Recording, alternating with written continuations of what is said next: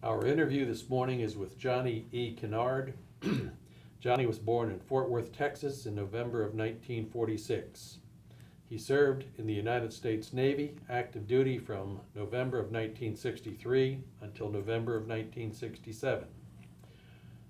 Today is Friday, May the 10th, 2013.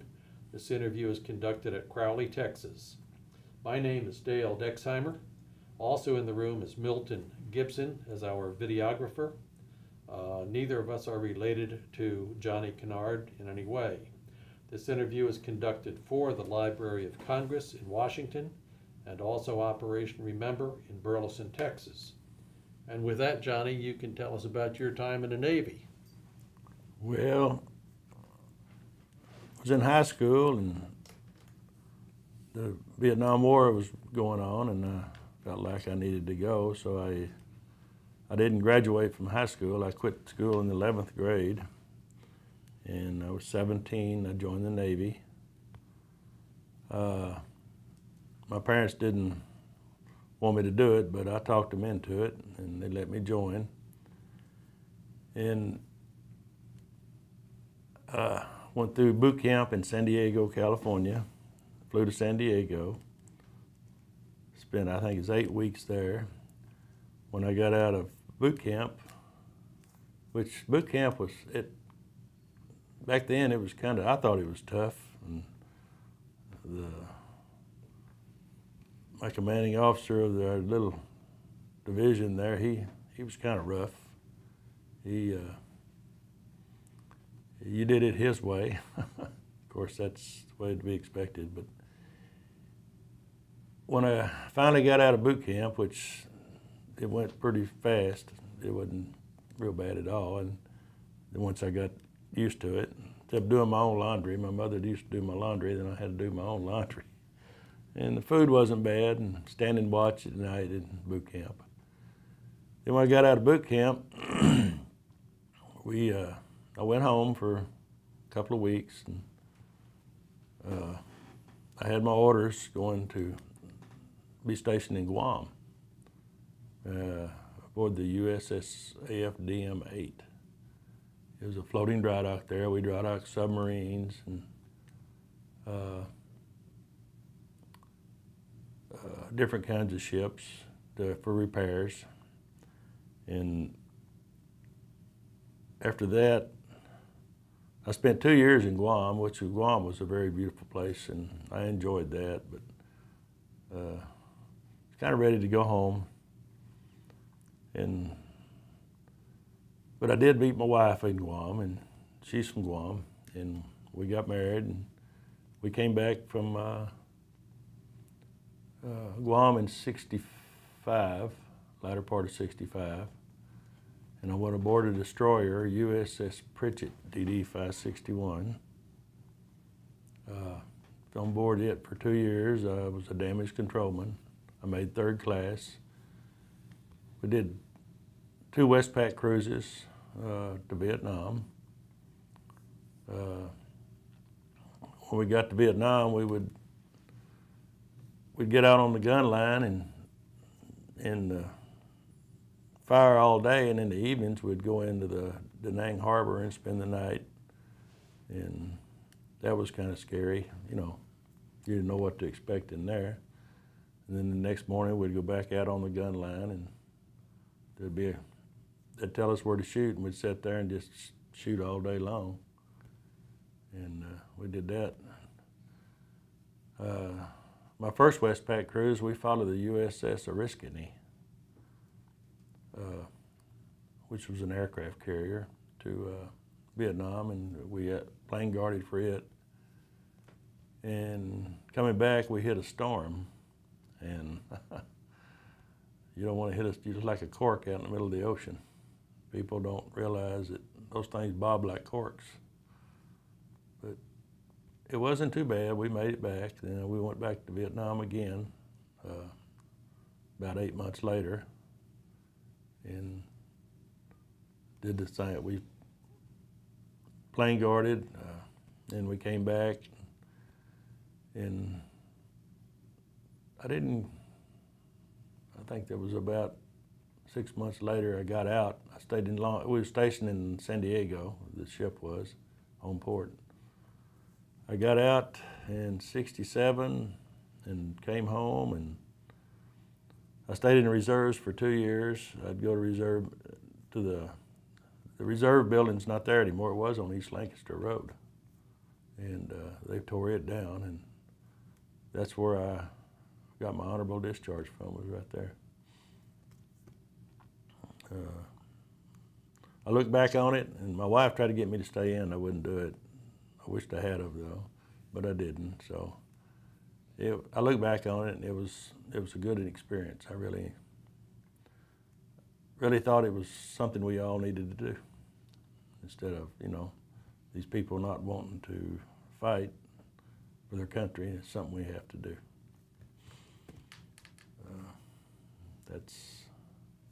That's my life in the military. I mean,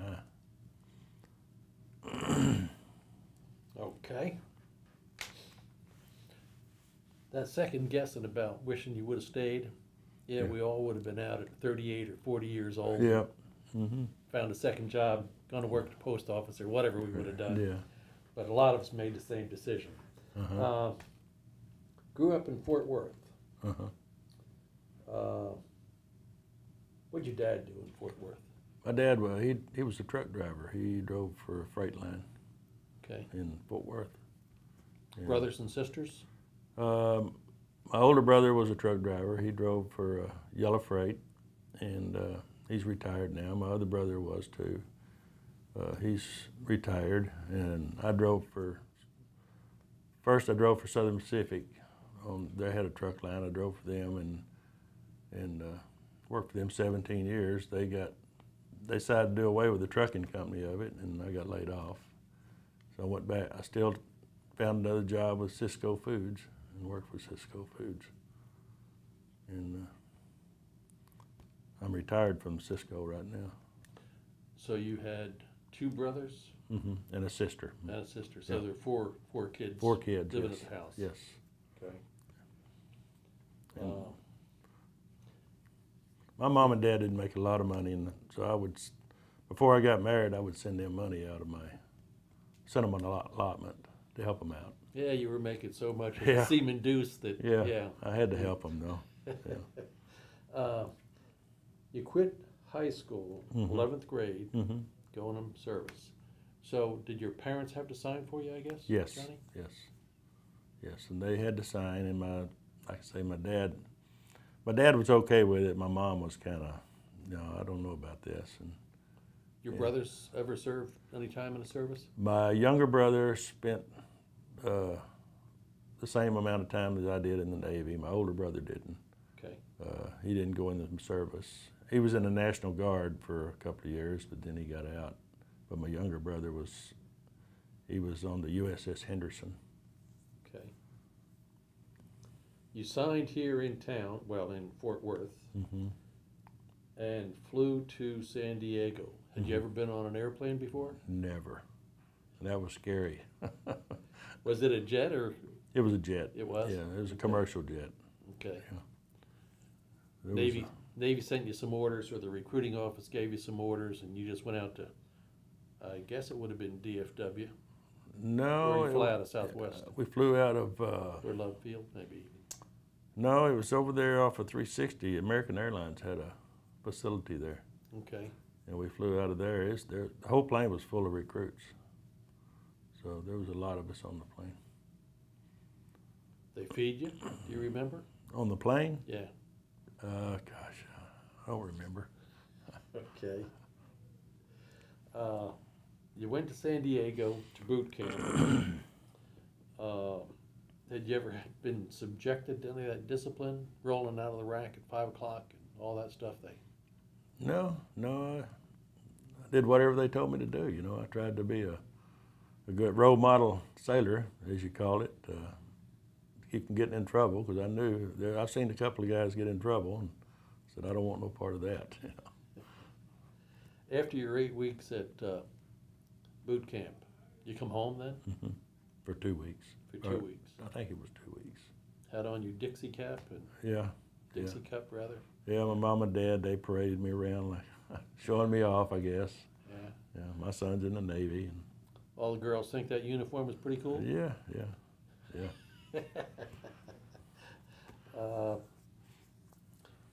You became a damage controlman. Was there an A school, or did they send you to school for a damage control school?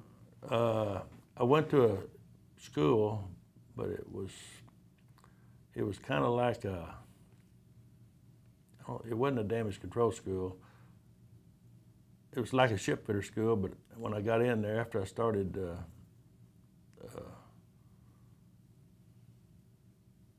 what do you call it, doing things on where I was at, I decided I want to be a damage controlman. So I transferred over to be a damage controlman. I never went to a damage control school, no. You wanted to be, well... Ship fitter and damage control were pretty Okay. close to the same thing. What does a damage controlman, and you and I talked before, we're not even sure that a damage controlman still exists. But right. what did they do when you were, what was your job? Well, if you had all the firefighting equipment aboard ship was taken care of by the damage controlman. If you got into war and you had a hole in the side of the ship, it was their job to plug it up. The plumbing, like you said earlier on the ship, it's just different things. Mainly the firefighting equipment and damage control on the ship. If something happens to the ship, you're supposed to be able to take care of it. Did you ever have, did you ever use the training, or did you ever have an event where you actually had to plug a hole or do anything like that? No, never did, thank goodness. You ever run a drill? Yeah, several times. Oh, okay. Several times. Once or twice a day, maybe? Over there, we did it quite often. Okay. Yeah. You went to, you had your 8 weeks of boot camp, you came home for 2 weeks, and then you went right to that floating dry dock in Guam? Mm-hmm. Yes. Okay. How big was this floating dry dock? It was, gosh, I got pictures of it at home. It was huge. You could put a submarine in it. We put two, what do you call them? Two small ships in it at one time.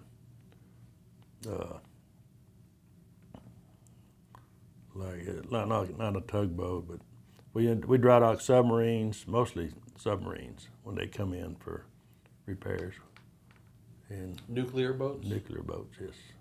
Okay. They had a big dome under the bottom of them, and we'd have to go down.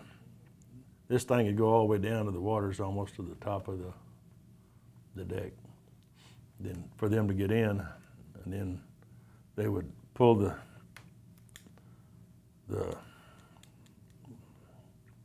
I forget what they call them, for the things they set on. After you raise up it out of the water, they would jack them in to touch the boat. And when they get them all in, then they would raise up out of the water. And they would be sitting on and then they had civilian crews that come in and sandblast them, work on them. Is that what most of those submarines came in for, to clean the hulls? Clean the hulls and any engine work that needed to be done, they would do it there. Never had one that ran into something though, or No. damaged? No, Okay. no. Spent 2 years in Guam. Tell us a little bit about Guam, Johnny. How big is Guam? It's 38 miles long and 8 miles wide at the widest point. Okay. And it's a tropical island. Me and my wife went back in '96 and spent a couple of weeks. And it's really changed now, but back then, everybody was nice over there. And they had a Navy base, Army base. They still have the Air Force base. They had a Marine base. But it was a real nice place to be. To visit, I wouldn't want to live there full time. When you were there, did you live on your floating dry dock, or did you live on the beach? We lived on floating dry dock. You did? It had Your quarters. quarters? It had quarters Okay. on it. What was ship's company? How many did you have? Oh gosh, there was probably 85 of us, 90. And you all did We had different kinds of jobs, so that when a ship came in, electricians would do their thing, and machinist mates do their thing, and bosun mates do their thing. right. We had the boatswain mates. We had crane operators. The crane operators were part of the ship. I mean, they were Navy guys, and cranes on each side, whatever they needed. But right now, that AFDM-8's run by the civilians with civilian crew now. You had your own mess facilities and the whole 9 yards. Your own mess. When I first went aboard, I worked in the kitchen. How was the chow? It was pretty good. Wasn't bad at all. Okay. We had a commanding officer. We had a captain. Captain Lipke was his name, and then we had a warrant officer for a executive officer, and it was pretty good. Did it stay in the same place for those 2 years you were on? You never moved from one side of the pier to the other? Never moved.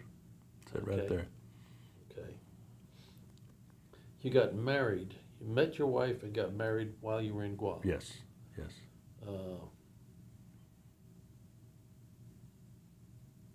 Not sure where I was going with that. In your 2 years there, did you ever leave? You had some leave, and you probably took some leave after you got married. Right after I got after I got married, we left to come back to the States. Okay. While you were there, when you had leave, you ever go up, say, to Japan, or you go to Hong Kong, or go back to Hawaii? No. You had your 30 days a year, right? Right. Leave. But I never took any of it. You never took it. No. There wasn't. So when you got out, you couldn't got that big fat check for. I all couldn't afford it. You couldn't afford it. Okay. You got off that floating dry dock and went on to a destroyer, Mm-hmm. a Fletcher class, which was 2,000 tons. How long was that destroyer? Gosh, I don't know. I never measured it. I don't know. Okay. It was a pretty good sized ship, though. I mean, it was like I say, it was an old Fletcher class. It was wore out. I mean, we went into dry dock a couple of times to get repairs done on it, and they would repair it, and we would leave. And Structural stuff or the machinist? machinist stuff. Machinery. Yeah. Okay. You went to Vietnam twice, or you had 2 Westpac cruises. Right. Other than Da Nang and being off the coast of Vietnam, where else did you go on those Westpac cruises? Went to Japan. We went to the Philippines. Went to Hong Kong.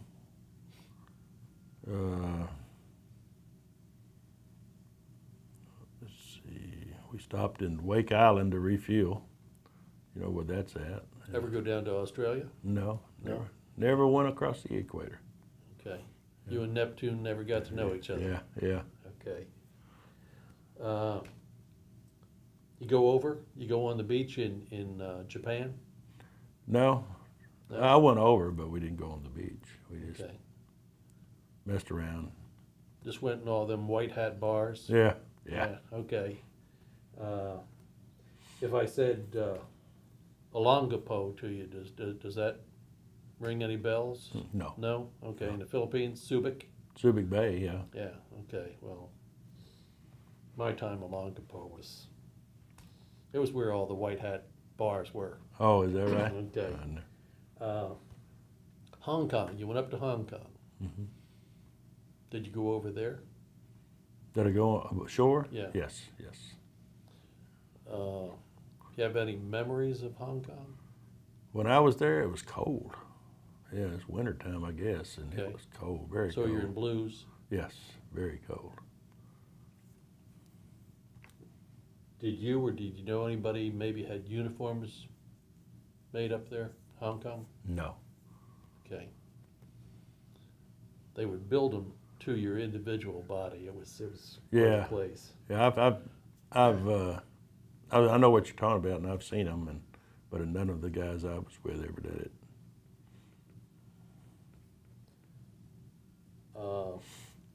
When you were on, you said you were on the gun line in Vietnam. So you go in and you tied up.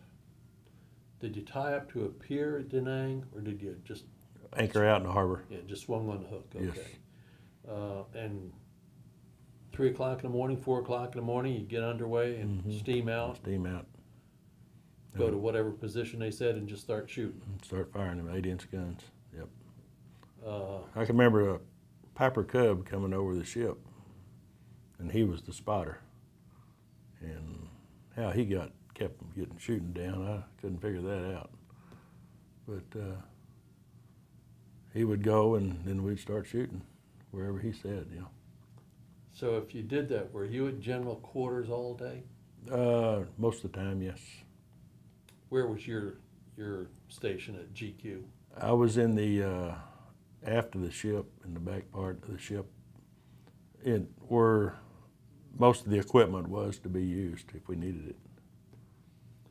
And you'd be down there. Were you actually at general quarters all day, or was it like a port and starboard thing? Yeah, it's like a port and starboard thing. It wasn't. We wasn't really at general quarters sitting there, you know, but we were on alert, you know. And that was the real thing. You didn't do drills per se. Right. Okay. I would imagine on your way, where were you home ported? San Diego? San Diego. Okay.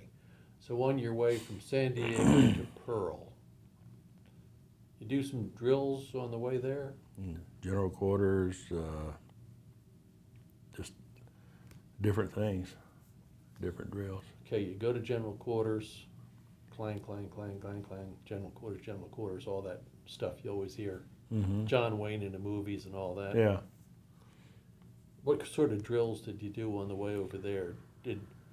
What specifically did they do for damage controlman, like collisions at sea, or Well, a drill where you were hit by a torpedo or yeah. something, you know, and you had to go in and get the equipment and to fix the hull, or, you know, close off the room, seal it off so water wouldn't flood the whole ship, things of that nature. Okay. On your way to Westpac, did damage control people have, did you stand watches like Yes. operational people did? Yes. Okay. And on the way over, that wouldn't be port and starboard. No, we would get it's a 4-hour watch, and you would walk around the whole ship, Okay. from one end to the other, and just check things out, make sure everything's okay. They check the pump rooms, and you do it for 4 hours. Well, Pretty much by yourself, or you and another? yes, by myself. Okay. Yes.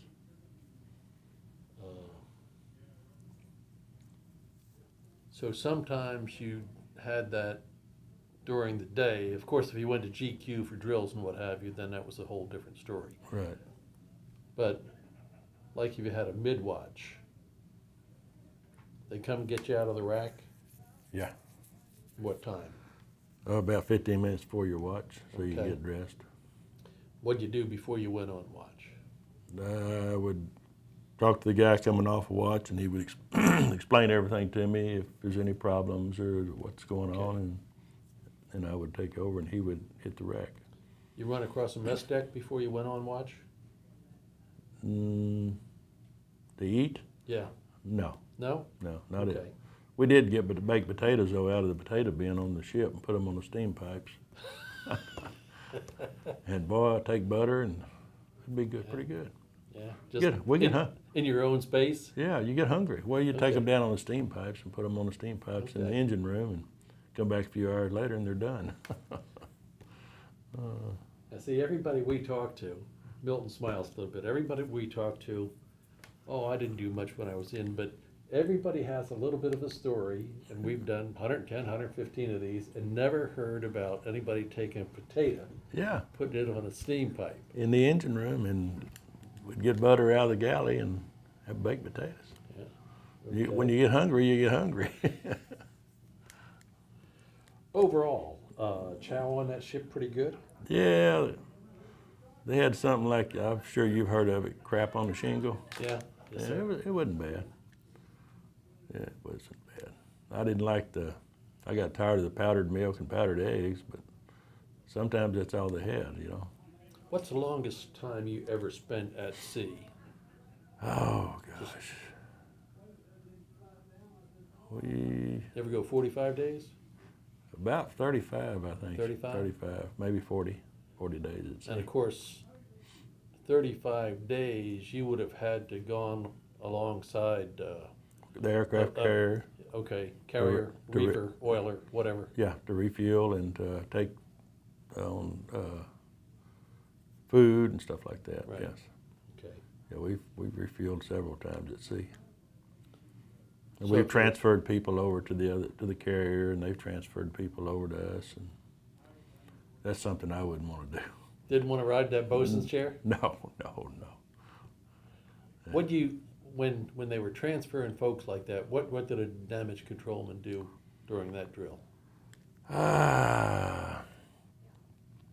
You were kind of on there when. Oh boy, I tell you, I'm trying to think of what I did. Goodness.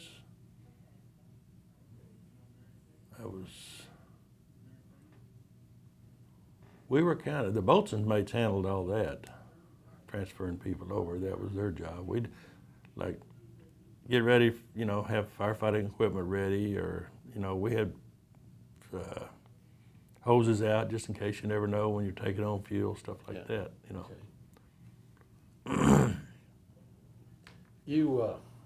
You mentioned somewhere that you were on plane guard on that destroyer. Mhm. What's a plane guard? When the ship is launched, the carrier's launching its planes, Okay. we're kind of watching out for if something happens, and making sure that nobody comes up and tries to shoot the carrier or something like that, ships or whatever, destroyer, submarines, and kind of watching for the planes when they take off, if they have to go in the drink, you know. Pick up the pilot or Right, whatever. whatever it takes, yeah. You ever have any experience with that? No, No. we never had a problem. Okay.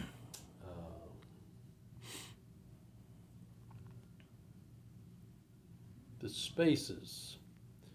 You said the chow was pretty good. What sort of living conditions? What sort of space did you live in, Johnny? You were with the engineering department wherever they were Right, berthed. right. So, I guess first of all, where were you on the ship? Where was your compartment? Your We berthing were- compartment? We were about, Midships or? yeah, a little bit aft of midships. Where was that? And it was, you know, there were racks in there, and I had the lower rack, thank goodness. I didn't have to climb to the top, and it wasn't bad, you know. The restroom wasn't bad, where you took a shower, and, you know, it wasn't like home, but it was okay. You always have plenty of fresh water? Mm-hmm. Yes. Never had any evap problems or? No, thank goodness. Okay. No evap problems, and it was a pretty good experience the whole time I was in. I always thought it was interesting that sometimes we would have saltwater showers when the fresh water was running low. But boy, before you came into port, the old man had that whole thing washed down with fresh water. Yeah, clean it up, and you're in your uniform standing on the outside. Yes, sir. Yeah. I guess when you went into Japan, where'd you go in Japan? Yokosuka? Yes, Yokosuka. Okay. Did you all man the rail and Yeah. dress whites and all that? Mm-hmm. Yep. Did that in Japan, and we did it in I think it was Hong Kong too. We did that. when you got out, you had all of this experience as a damage controlman. But you went to work for a trucking company? Well, when I first got out of the Navy, I went to work for General Dynamics, making the Okay. F-111, and now it's Lockheed Martin. I worked for them for about 6 months, and I don't know, I didn't like the indoors. I was working on the assembly line indoors, and I just didn't like it. And I come home, told my wife I was going to quit that job, and she like fainted. What are you doing? And I said, well, don't worry about it, I'll find something. And my dad was in the trucking business, working for, they're no longer in business, but Red Arrow Freight Line. And he got me into the trucking business, and that's all I've done ever since. And it paid off pretty good. Well, good. I would think a lot of guys that were damage controlmen, you'd go to work for the fire department or. Well, I thought about that too, but I didn't have a high school education. You know, I didn't think I could do it, and I would have liked to have done that. Did you ever apply to like Fort Worth Fire Department? No, I did not. Just thought that the fact that you didn't have Right. a high school diploma would. Right.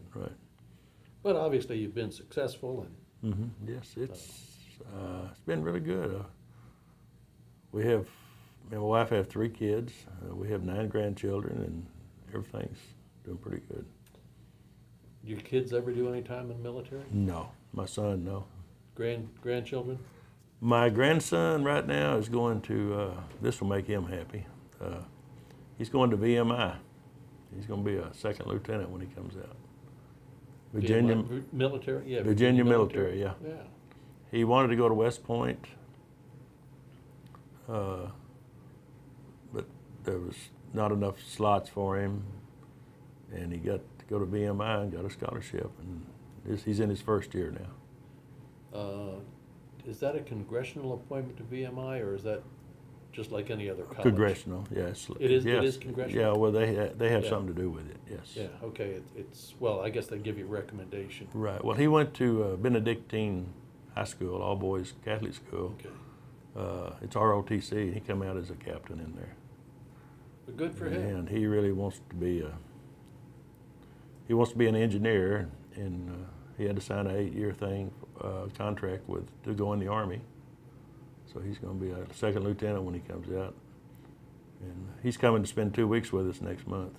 Good. We're looking forward to that. Well, thank you, Johnny. I've enjoyed it. We appreciate your time this morning. Appreciate the time you spent in the service, sir. Well, I hope I've answered all your questions and helped you. You bet. All right. You bet, sir. Thank you. Thank you.